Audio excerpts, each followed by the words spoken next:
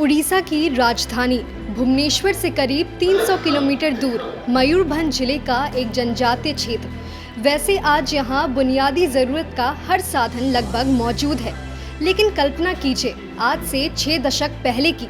शायद उस वक्त इस गांव में किसी ने कल्पना भी नहीं की होगी कि यहाँ की बेटी द्रौपदी एक दिन देश के सर्वोच्च पद पर विराजमान होंगी। मैं द्रौपदी मुर्मू ईश्वर की शपथ लेती हूँ कि मैं श्रद्धापूर्वक भारत के राष्ट्रपति पद का कार्यपालन करूँगी। अपने व्यक्तित्व, दूरदर्शी नेतृत्व और समाज सेवा के जरिए द्रौपदी मुर्मू ने यह साबित कर दिया कि कितनी ही कठिन परिस्थितियां क्यों न हो, महिला की नियति घर की चार दीवारी में एक मूक प्राणी की नहीं है। द्रौपदी मुर्मू आज किसी पहचान की मोहताज नहीं है। उन्होंने भारत की पहली आदिवासी और दूसरी महिला राष्ट्रपति बनकर इतिहास रच दिया है। मैं द्रौपदी मुर्मू ईश्वर की शपथ लेती हूँ कि मैं श्रद्धापूर्वक भारत के राष्ट्रपति पद का कार्यपालन करूँगी। नमस्कार, मैं हूँ आपके साथ माधवी चौधरी और आप देख रहे हैं लाइव लगातार। आज हम आपको बताएंगे द्रौपदी मुर्मू के संघर्ष की कहानी। उड़ीसा में सिंचाई और बिजली विभाग में एक जूनियर असिस्टेंट से लेकर राष्ट्रपति बनने तक का सफ़र द्रौपदी मुर्मू के लिए बेहद लंबा और मुश्किल सफ़र रहा है। उनका जीवन किसी भी व्यक्ति के लिए प्रेरणा का स्रोत है जो कि मुश्किलों में हार मान लेते हैं।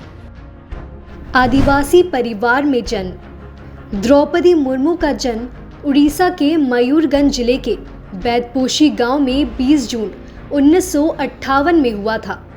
द्रौपदी मुर्मू संथाल आदिवासी जातीय समूह से संबंध रखती हैं।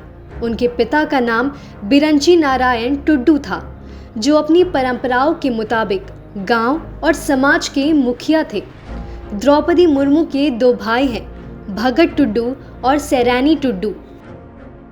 कॉलेज जाने वाली गांव की पहली लड़की। अपने गृह जनपद से शुरुआती शिक्षा पूरी करने के बाद द्रौपदी मुर्मू ने भुवनेश्वर के रमा देवी विमेंस कॉलेज से स्नातक तक की पढ़ाई पूरी की। पढ़ाई पूरी होने के बाद एक शिक्षक के तौर पर अपने करियर की शुरुआत की और कुछ समय तक इस क्षेत्र में काम किया।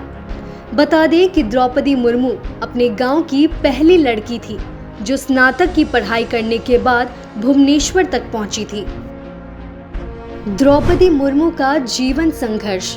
द्रौपदी मुर्मू का बचपन बेहद अभावों और गरीबी में बीता था, लेकिन अपनी स्थिति को उन्होंने अपनी मेहनत के आड़े नहीं आने दिया। द्रौपदी मुर्मू की शादी श्यामा चरण मुर्मू से हुई, जिससे उनके 2 बेटे और एक बेटी हुई। बाद में उनके दोनों बेटों का निधन हो गया और उसके बाद पति भी उन्हें अकेला छोड़कर चले गए।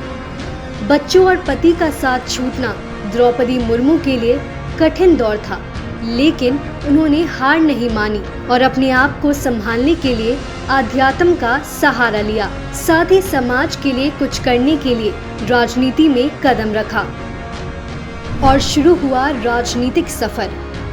द्रौपदी मुर्मू ने अपने राजनीतिक करियर की शुरुआत उड़ीसा से भाजपा के साथ ही की।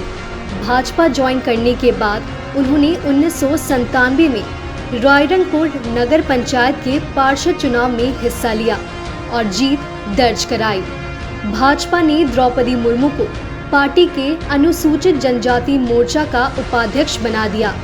इसके बाद उड़ीसा में भाजपा और बीजू जनता दल की गठबंधन की सरकार में साल 2000 से 2002 तक वो वाणिज्य और परिवहन स्वतंत्र प्रभार मंत्री रही। साल 2002 से 2004 तक मत्स्य पालन और पशु संसाधन विकास राज्य मंत्री के तौर पर काम किया। उन्होंने उड़ीसा के रायगंज विधानसभा सीट से विधायकी का चुनाव भी जीता। बाद में साल 2015 से 2021 तक झारखंड की राज्यपाल भी नियुक्त हुई और राज्य की पहली महिला गवर्नर बनी और अब द्रौपदी मुर्मू देश की 15वीं महामहिम बन गई है। एक समय था जब आदिवासी परिवार से आने वाली द्रौपदी मुर्मू झोपड़ी में रहती थी। अब वो 340 कमरों के आलीशान राष्ट्रपति भवन में रहेंगी। लेकिन यह सफ़र इतना आसान भी नहीं था। यहाँ तक पहुँचने के लिए द्रौपदी मुर्मू ने न जाने कितनी तकलीफें झेली हैं। इस सफर में कई अपने भी दूर हो गए। कष्ट इतना मिला कि कोई आम इंसान अगर रहता तो टूट गया होता। फिर भी द्रौपदी मुर्मू ने न केवल संघर्ष जारी रखा बल्कि देश के सर्वोच्च पद तक पहुंचने में कामयाब हुई। आज द्रौपदी मुर्मू न केवल भारत बल्कि दुनिया भर के अरबों लोगों के लिए एक मिसाल बन चुकी है।